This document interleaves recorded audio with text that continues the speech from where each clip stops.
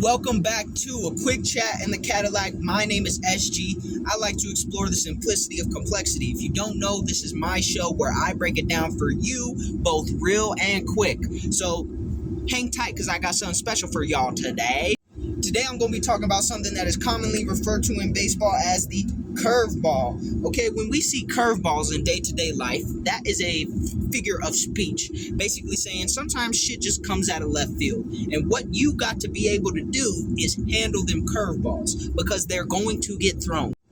You're going to be planning a 6-month-long trip around the world where you're running like Forrest Gump and then you twist your ankle on the first day. Your response is going to be more important than the actual curveball itself. You could have predicted every last thing. You could have mapped out every pothole and then, Randy the drunk driver loses a tire because, he ran over a box of nails and the tire blew out. Boom. Now the rims all shaking and smacking the ground. New pothole. You trip, fall, twist your ankle, and your whole marathon plan seems to be in danger. But if you know how to handle curveballs, then you know that doesn't have to be the end of the plan. It's just a moment where you can make a pivot, make an adjustment, still accomplish the goal because the curveballs are going to come through and you just got to deal with it. You can't tell what pitch is coming next, so enough baseball analogies. Let me get down to the meat and potatoes. You see, curveballs are tests. Curveballs are tests. Anything that is worth having, you will not obtain easily. Any plan that is worth making a reality is not going to happen without fuck-ups in the plan, without, things going not according to plan. Let me give you an example. If you're going to go rob a bank, and this happens most of the time, if you're going to go rob a bank and you set up the perfect execution plan, getaway driver, you got the mask, you got the right weaponry, you're ready to rock and roll. As soon as you get in that bank, there are a million other fucking variables that you'll never be able to account for. And each one of those variables has potential to send you a massive curveball, to throw a massive wrench into your plan. The people who are able to execute, those bank robbers that no one has found to this day, are people who planned for curveballs and had strategies on how they would handle them, not people who had the perfect plan.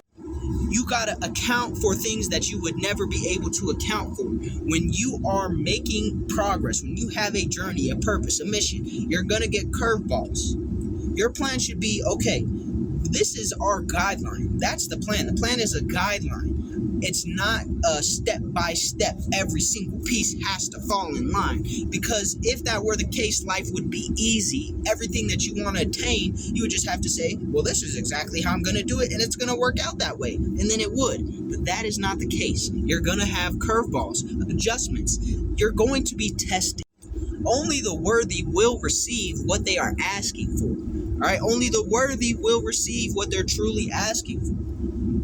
And in order to prove your worth, you got to be able to handle adversity. You got to be able to handle things not going according to the plan. That's where curveballs come into play. And the number one key to dealing with curveballs, just like in baseball, I know I said enough of the analogies, but this is perfect. The key is composure. Right? The batter stands at the plate. If the pitcher throws some crazy, wild, spinny, crazy curveball pitch, do you think the batter's gonna hit the ball if they just start fucking freaking out? No. They gotta keep composure. Panic is the enemy of, actual danger, right? Or panic is the best friend of danger. So when you panic while you're in danger, some fuck shit is going to happen. If you can keep your composure while you feel you're in danger, the plan's not going quite how you think it's going, there's a curveball that got thrown into the mix, then you'll be able to handle it better. You'll be able to mitigate damage or minimize damage and then move forward around the curveball. Sometimes you don't have to hit a home run off the curveball. You just need a single or a double or to get to the next motherfucking batter in the order. I don't know that much about baseball, but you get what I'm saying? Curveballs is going to be a part of the game, literally and figuratively. Whatever you're trying to do, it's going to be at some point a hitch in that plan. There's going to be a point, like an obstacle in the journey that you never expected. There will always be obstacles. Trust and believe. most of the time, you'll be able to know ahead of time, what the obstacles will be. But there will be ones that are unexpected, shit that comes up and you just don't know what to do. The best thing to do is remain flexible and composed. Adapt, overcome. You can adapt when you're composed because you have a clear mind. You're focused still on the goal, but you recognize the problem and you recognize it as something that can be, surpassed. It can be addressed. You still can do what you're supposed to do because you're not panicking and, pretty much being super irrational and extreme about, oh my God, it's not going according to plan. So plan for curveballs. Okay, and when I say plan for them, just mentally, be prepared. Some shit's gonna go wrong. How am I gonna handle it? Stay composed.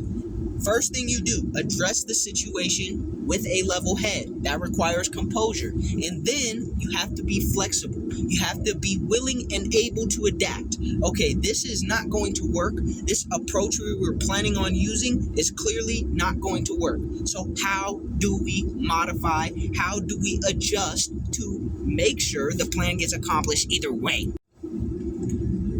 Those are things that are best done by being composed and flexible. Open your mind to having more than one solution to a problem. Open your mind that there is more than one way to skin a cat. Cats are big today. I keep saying cats.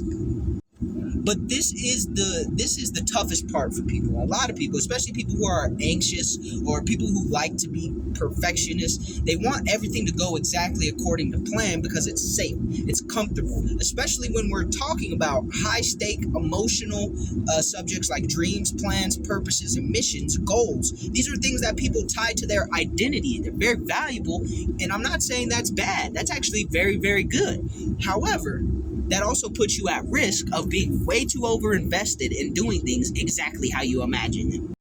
Sometimes things just shake out different, and whether that's a good thing or a bad thing, you will never know until you actually address the problem and move forward. And either way, you're going to learn more from the curveball than you ever would have if you just had, straight fastball pitches down the line every single goddamn time. Life's not that simple, and it never should be. If it is, you ain't doing something right. So wait for the curveballs. No, I'm not telling you to anticipate and be paranoid that some shit's always gonna fuck up. I'm saying move with your plan. Move as best as you can, but when shit does hit the fan, as it always seems to do, right when you least expect it to, don't lose your shit. Remain composed. Approach it from a level head. There's nothing you can do about it after it's already happened except move forward. All right, you can't keep hyper-focusing on things that don't go exactly how you planned they go. You'll never actually make sure that you are able to accomplish anything. The only thing you can do is address the situation with a level head and apply a new and adapted solution so that you don't lose the original goal that you were trying to accomplish. SG, you always talk about these things like they're so simple and easy to explain, and honestly, I already knew this. Well, great, I'm glad you already knew this. I'm just here to be a reminder then. I'm just here to tell you, yes, you knew this already, and I'm confirming that for you. I'm validating it for you. So next time some shit goes left and someone looks at you because they're panicking and they're like, why the fuck are you not panicking? Do you not care? You can tell them, actually, I care enough to stay composed and actually find a solution rather than just focus on the problem. People who focus on the problem, if you notice, they never solve the problem. They just keep focusing on the fucking problem. Don't focus on the problem. Focus on how to get past the problem and then fucking forget about it. And if you don't want to forget about it, remember the lesson that was involved in the first place. Okay, I marketed it like this and it fucked up. We had to go back and issue an apology to everyone in the whole entire Twitterverse because we said some stupid shit. Well, guess we're not going to say that anymore, but let's move forward because we got Q3 and Q4 to look forwards to. That's the type of shit I'm talking about. And you don't have to just do that with business. You could do that with relationships. You could do that with familial, friend, professional, and romantic relationships. Curveballs is going to come. You just have to address them when they arrive. Sometimes you may have to switch direction entirely, but you'll never know that unless you're in a composed and level-headed state where you can actually look at what's going on and assess it, and therefore you'll be able to adapt in a way that's beneficial to you and your mission and your purpose and your journey. Peace. Curveballs out.